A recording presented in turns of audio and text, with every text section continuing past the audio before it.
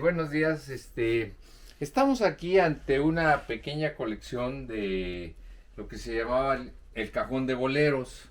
Entre los oficios que existían en México, había oficios que se usaban a aprendices que iban a los talleres a que el maestro les enseñaba el oficio, por ejemplo los carpinteros.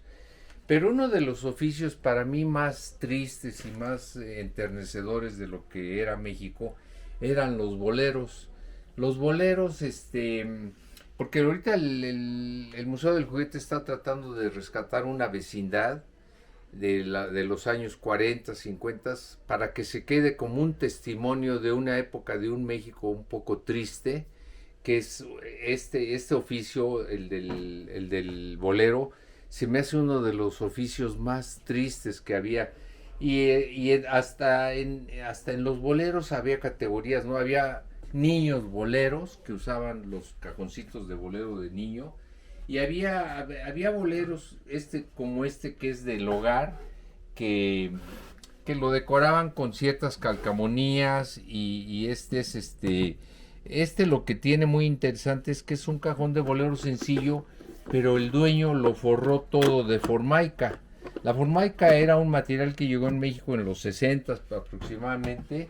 Llegó dos marcas, Formaica y Masonite, que era un plástico laminado, y era bastante caro y no era fácil de cortar y de aplicar. Pero este bolero del hogar lo forró de esa Formaica o del Masonite, y hasta en la parte de abajo son cosas muy emblemáticas que aparentemente son muy sencillas. El museo tiene los cajones del bolerito niño, que al niño lo que es importante es enseñarle dos cosas: a cuidar las cosas, los zapatos de bolero, y la otra es, aparte de cuidar sus cosas, de que las cosas se deben de cuidar muchos años, ¿no? Bueno, es una repetición de lo mismo, pero el zapatero de esos tiempos, el bolero, salía a toda la Ciudad de México. Los niños no lo van a creer, pero muchos iban descalzos. O sea, una gran parte de la población de México caminaba en las calles, o las mujeres, las que vendían pepitas, eso, todos estaban descalzos. Fue un proceso un poco doloroso de México, y sí dolía verlos descalzos. Y entonces llegó el zapato de plástico. Por ahí el museo también tiene una colección ahí regular de zapatos de plástico que también ya pasaron un poco a la historia.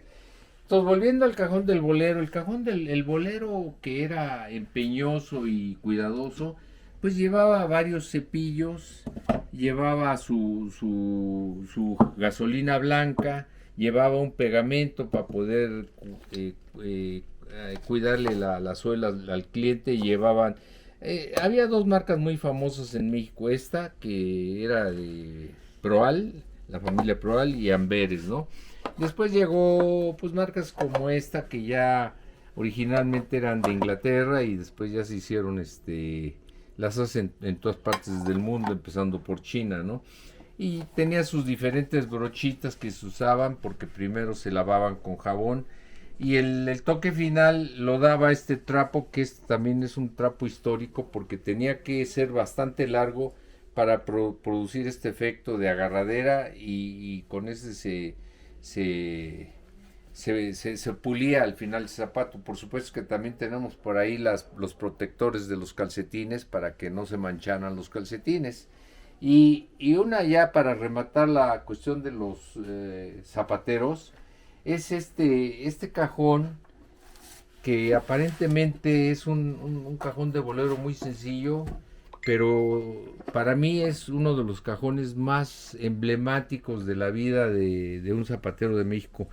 No hay que ver en las cosas lo que es caro, lo que es fino. Este cajón de bolero es una cosa extraordinaria, ¿no? Le puso sus regatones de una madera muy fuerte, y en sí, y así visualmente y estéticamente, yo creo que es de lo más bonito que he visto como cajón de bolero. Y este sí tuvo el cuidado de ponerle esta banda, que se ve que era un cinturón de baqueta, y se lo echaba al hombro a diferencia de muchos que tenían que andar cargando el cajón con las manos. Entonces, este tipo de objetos que son parte de la vida nacional, son una cosa invaluable que el Museo del Juguete rescató y trata de conservarlos para ejemplos de las nuevas generaciones. Muchas gracias. Vamos a seguir con algún otro oficio de esos tiempos. ¿Ya? Sí.